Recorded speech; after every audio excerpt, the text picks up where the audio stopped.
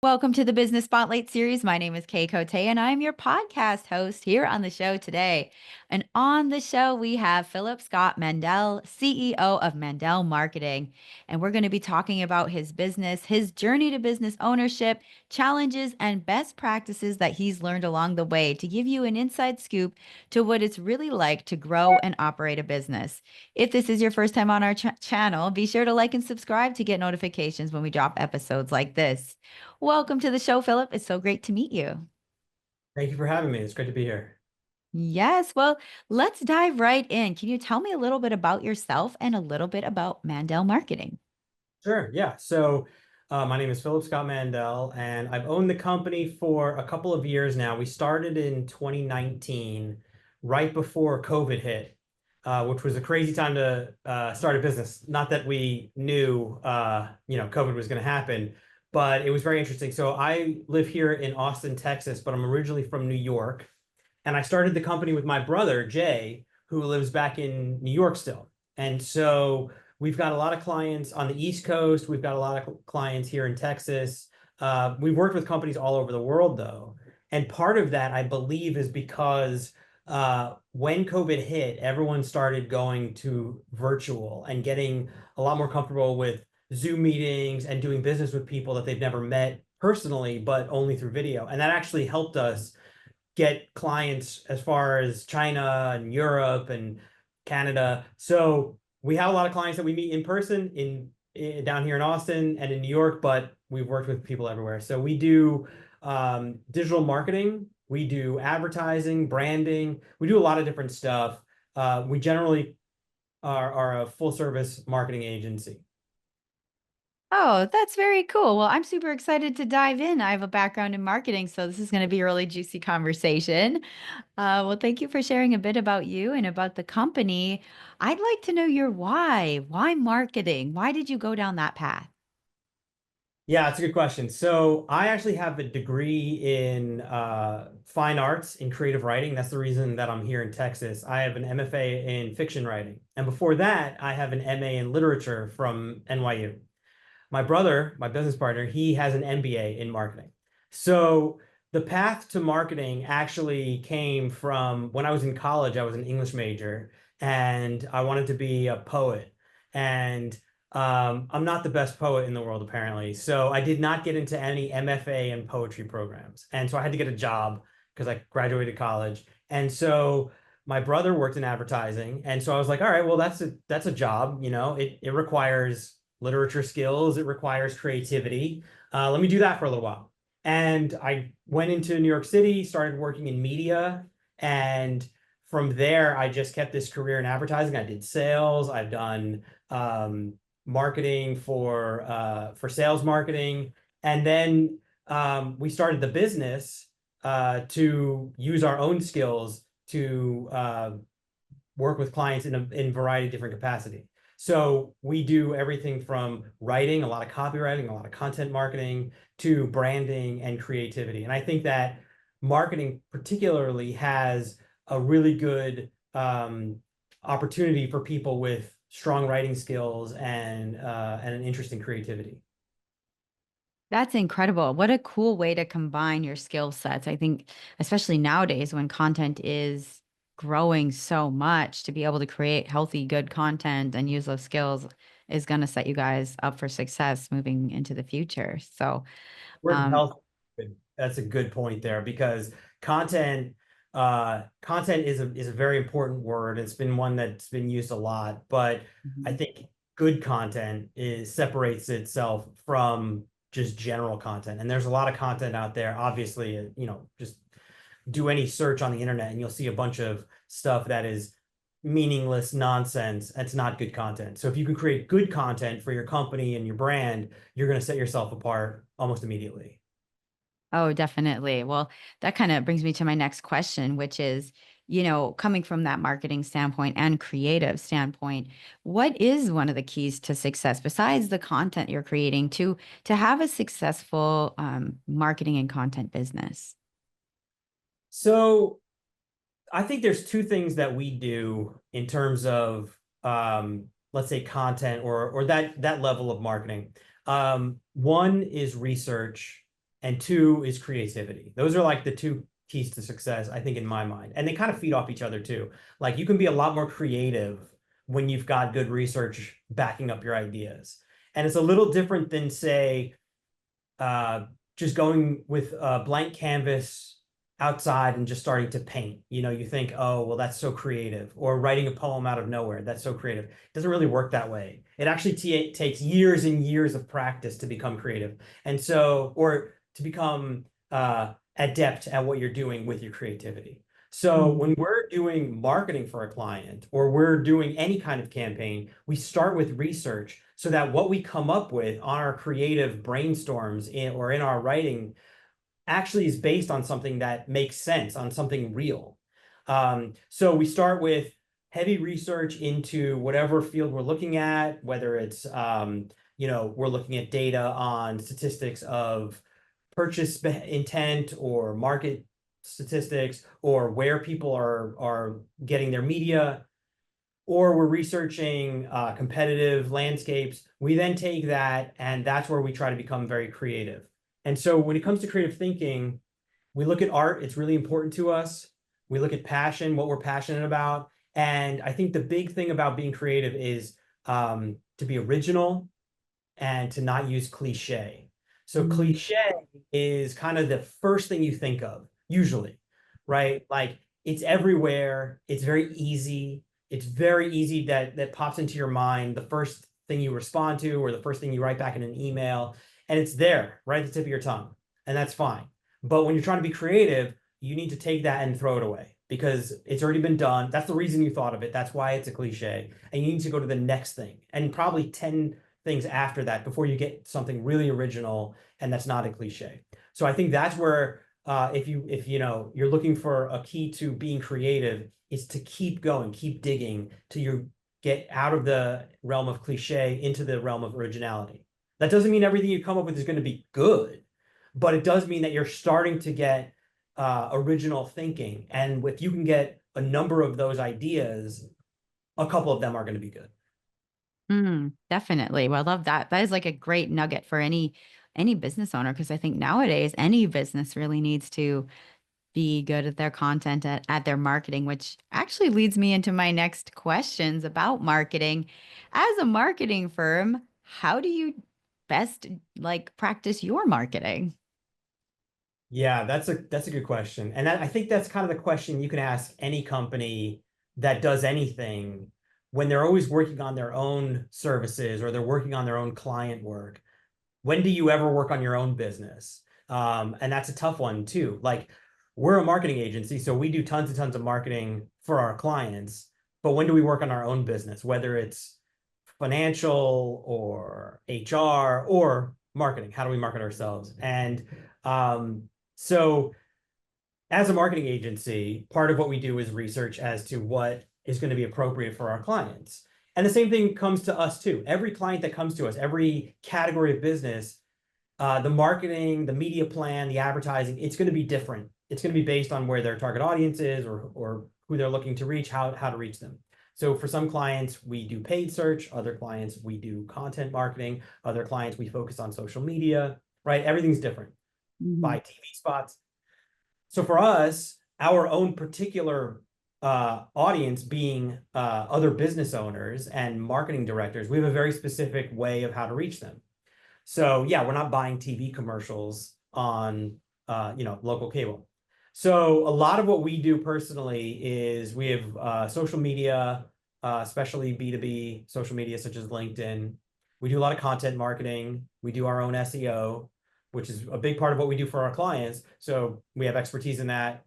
And we also do a lot of word of mouth. So a lot of our clients come in through just word of mouth and referrals because I think for us particularly, good results is the best marketing. Happy clients is the best marketing. And so they tell other people that are asking them because business owners talk to each other a lot. And so when they say, hey, who do you know that can help me with X? And they go, yeah, well, we've been working with Mandel Marketing. They did a great spot for us. They refer us. Mm.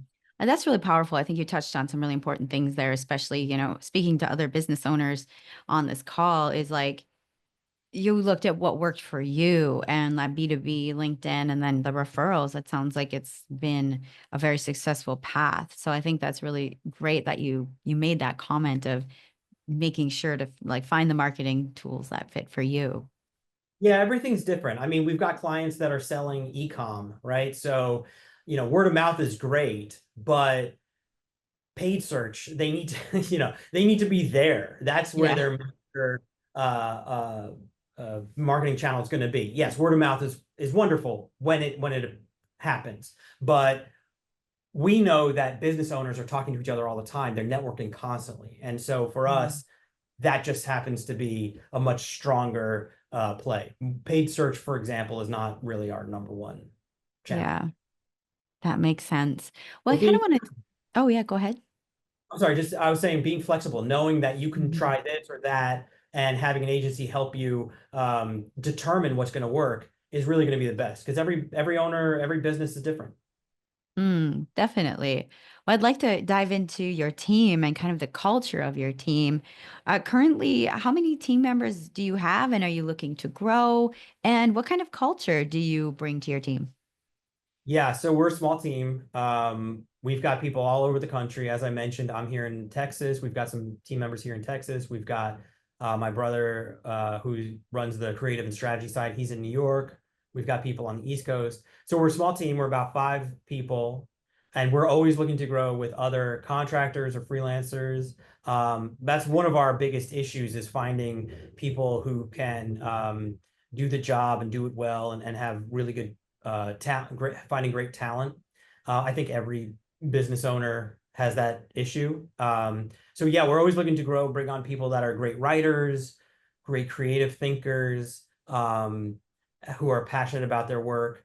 But it's a constant, struggle, and I think we're not the only ones in that position. The culture we try to cultivate is one of and I'm sure at this point I'm a broken record, but it's of creative thinking, of being very smart and creative with what you're trying to do. So we have high standards for our work, and I think that's one of the reasons why our clients are happy with the work we do. We're not an inexpensive shop, we're Mhm. not the lowest price, but I think our work is of very high quality, and they're very happy with what they get. So that means everyone on our team has to work hard and really bring their best to every piece of content or piece of advertising that we do for a client, which, Mm. it's not easy, but I think where we come from, which was sort of the New York advertising world, and we brought it to smaller businesses, medium-sized businesses, there's a higher level of work that is expected. And so that's what we want to cultivate. Very cool. I love hearing about the culture and what you're doing with your team. Looking to the future for the next, say, 3 to 5 years, where do you see the company going? Yeah, I mean, so we've been growing every year. Obviously, I mean, part of that start because we started in the pandemic. There's only one way from there, which is up. But we're looking at a lot of different things. So we've um, we've expanded our services from just advertising and digital marketing into branding. We want to expand into publishing. We want to expand into what you're doing, podcasts, which I personally have been a fan of podcasts for many years. And so we think there's a lot of not only growth opportunity, but we just think it's fun. And I think having fun with what you do and enjoying it is really important. Otherwise, it's just a constant slog every day. And so I think there's a lot of opportunity to work there in that space. And publishing different kinds of books. As I mentioned, I have an MFA in creative writing. So part of our company, they're not affiliated with Mandel Marketing, but part of what I work on is a literary journal called Abandoned Journal. I'm the editor in chief and founder of it. And so it's a passion project, yes. It's not something that we get paid to do, but we do it because we love poetry and fiction and nonfiction and creativity. And so there's books to be published in that space as well.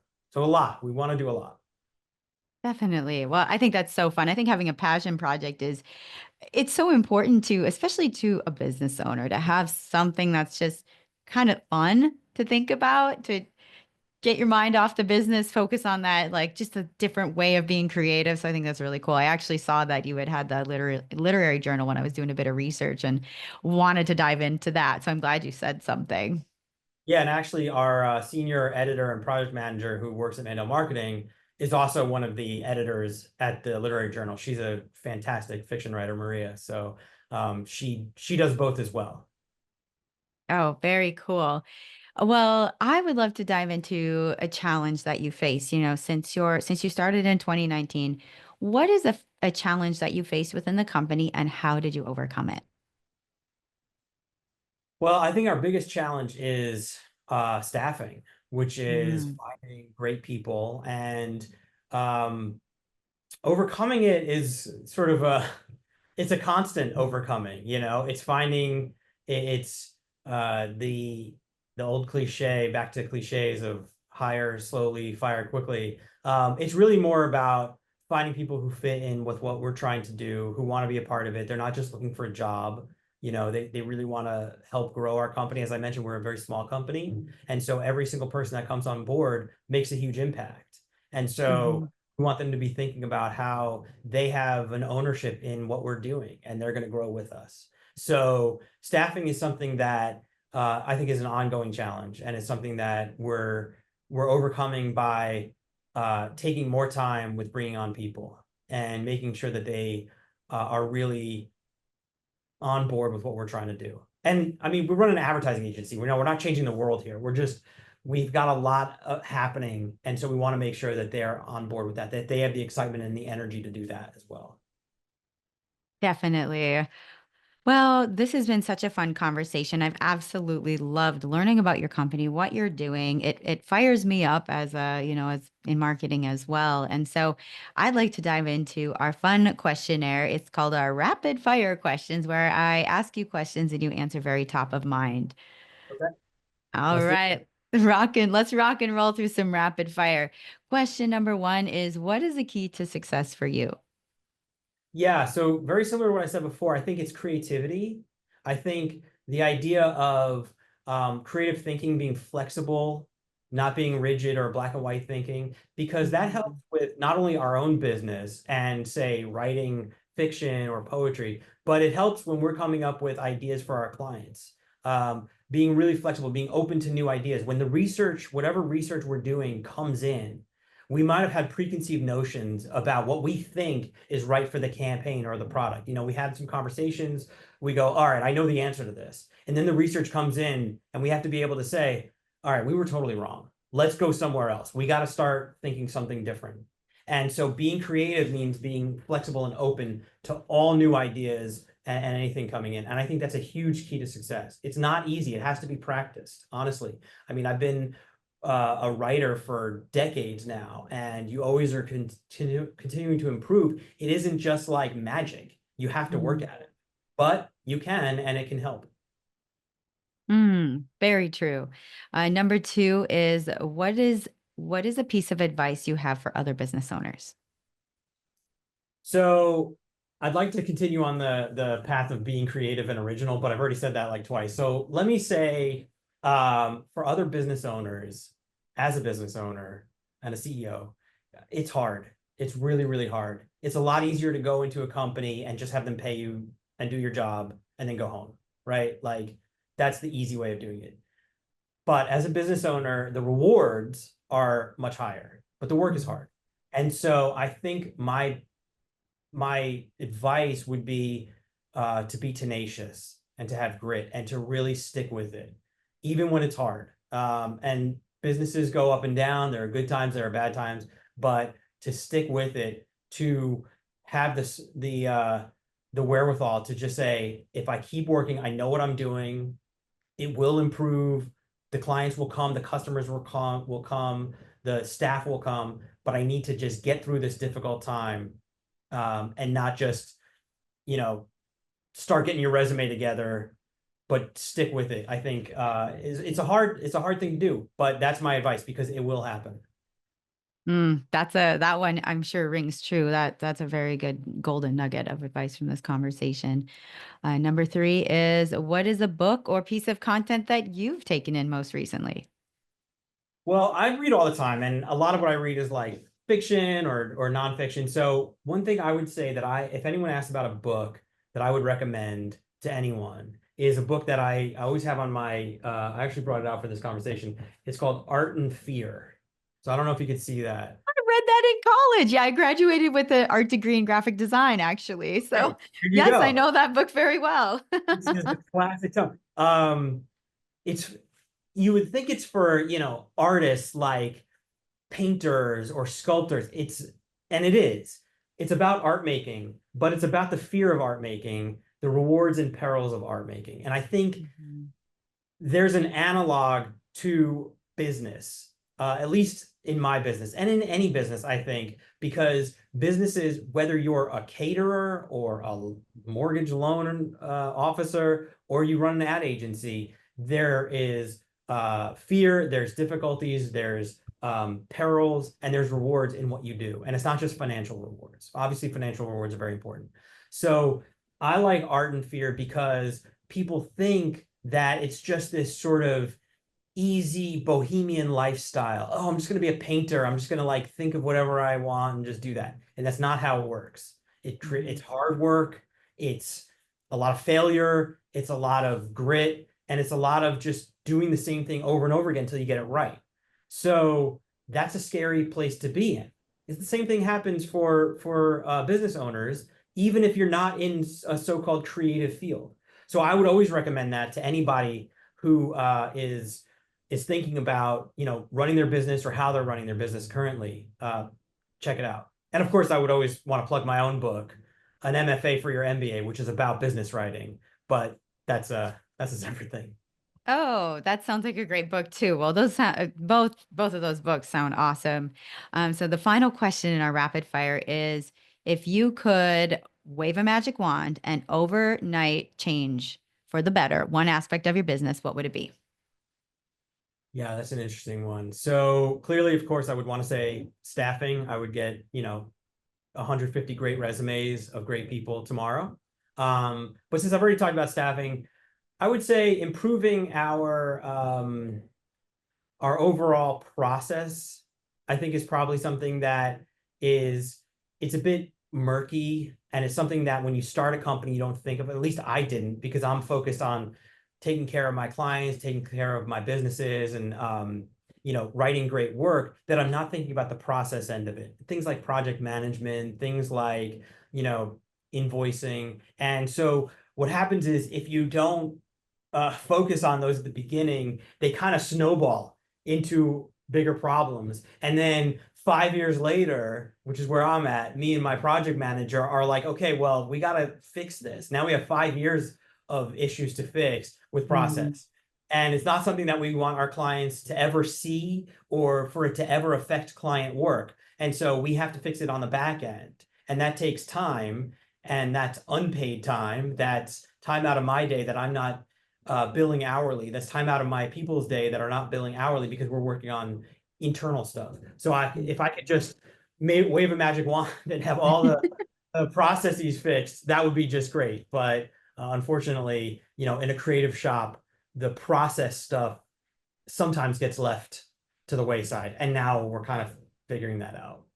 well, thank you for sharing that. And like I said, this has been such an incredible conversation. I would love to plug people in to you and your business. So, how can people find you? Absolutely. Yeah. So we're called Mandel Marketing. We're here in Austin and New York. You can just go to mandelmarketing.com, and we've got a ton of helpful articles in our blog. You can follow us on LinkedIn. We post all the time. You can reach out to me on LinkedIn, follow me, and connect with me. And I'm happy to talk to anybody. Awesome. Well, last question of the day, Philip, what is most inspiring to you today? That's an easy one. And it's not something I mentioned before. It's my two daughters.